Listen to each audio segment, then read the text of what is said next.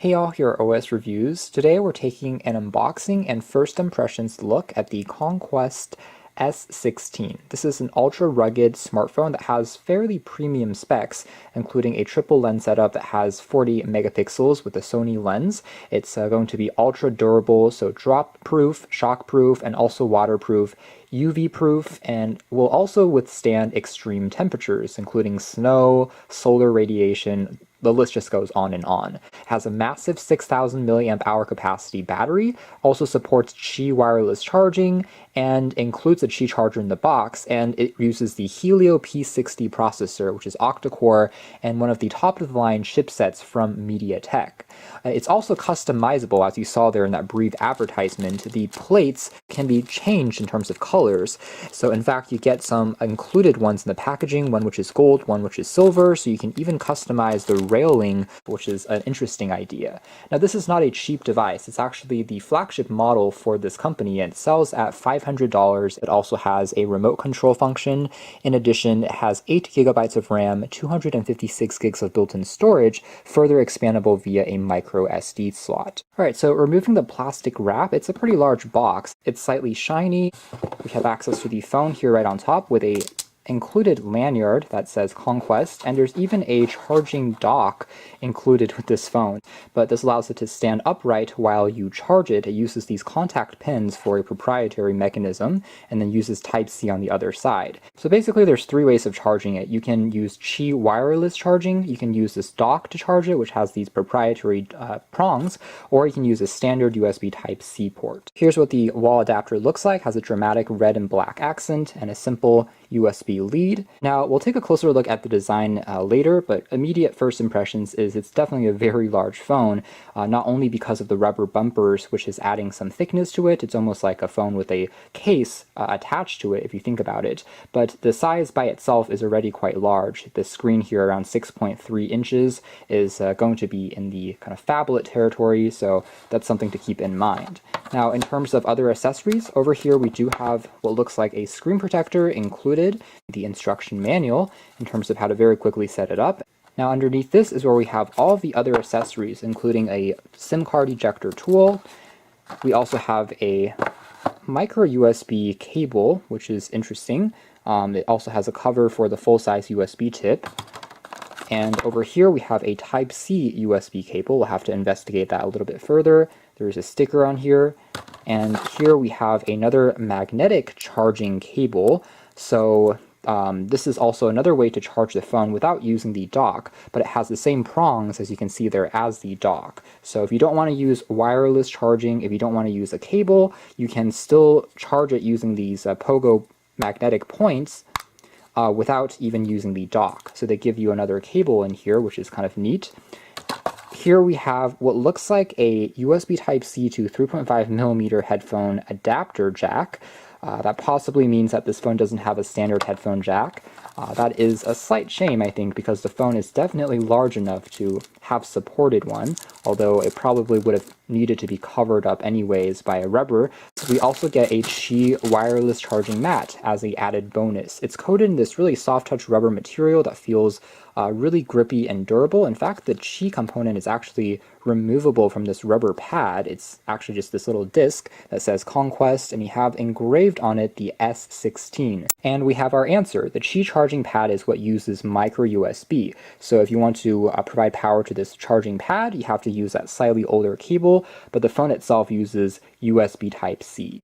It looks like there is a protective film already on the display. This is indeed still a screen protector.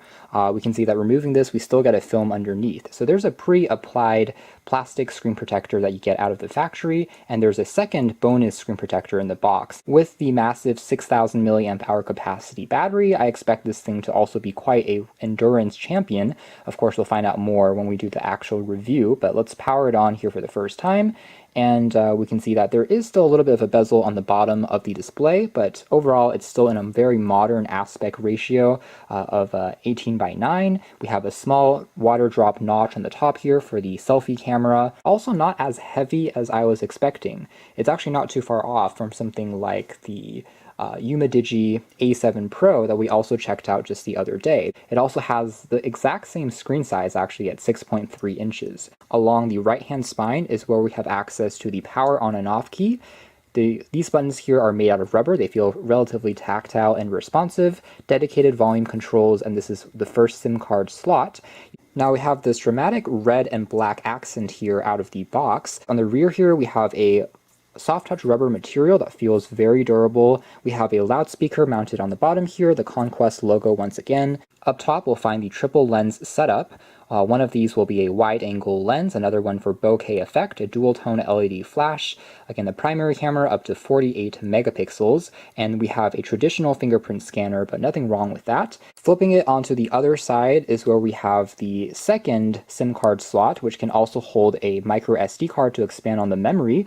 We have a dedicated AI key, which will be interesting to see. Perhaps that brings up a special command or the Google Assistant. Another function key which can be reprogrammed to your liking. And there's also a push-to-talk walkie-talkie button. On the bottom here is where we have the microphone, and underneath this really thick rubber flap to prevent any water or salt or sand from getting in is where we have the Type-C port. And here's kind of what it looks like if you pop it onto that Qi charging mat. The dock here is magnetic, by the way, so it will lock itself into the position just by putting it close enough. So it's very tight. The setup process is actually quite simple and straightforward. It's just entering our Wi-Fi and our Google account info, and we're ready.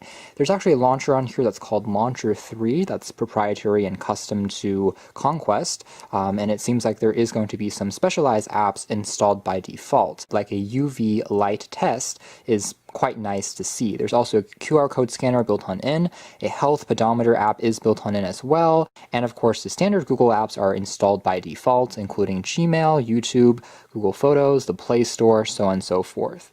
Google News shade on the left here that will consolidate various news feeds and articles. Drag down notification shade, the colors for the icons are also quite different. There is neon green color, so the UI is quite customized. Obviously, if you don't like this, you want to go for a more stock feel, you can always opt for, say, Nova Launcher or something else from the Play Store. It's quite easy to then customize.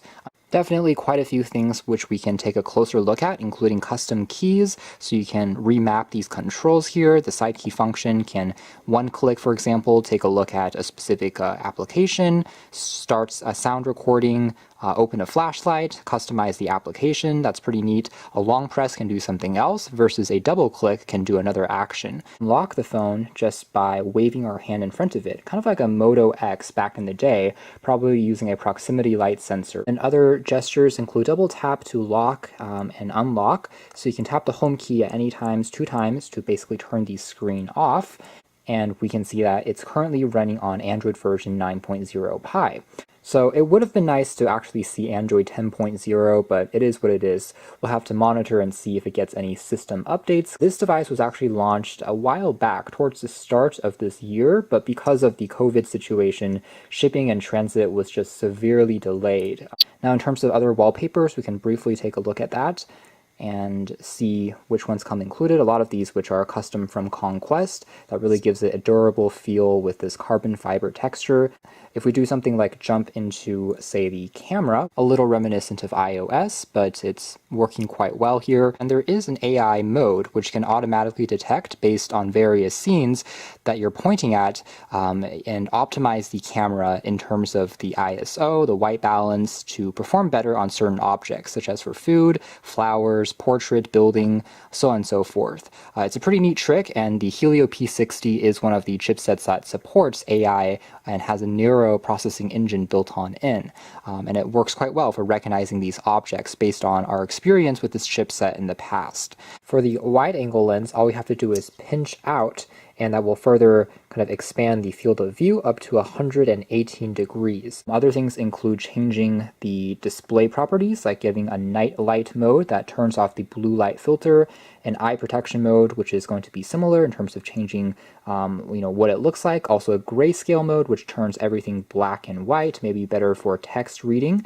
most useful utility app that comes pre-installed is also called Conquest Toolbox, and inside of here is where you'll find all of the other applications that will do things like give you access to a compass, for instance. And there's also a heart rate monitoring tool, kind of similar to a Samsung Galaxy phone, which also has a heart rate function built onto most of their flagships.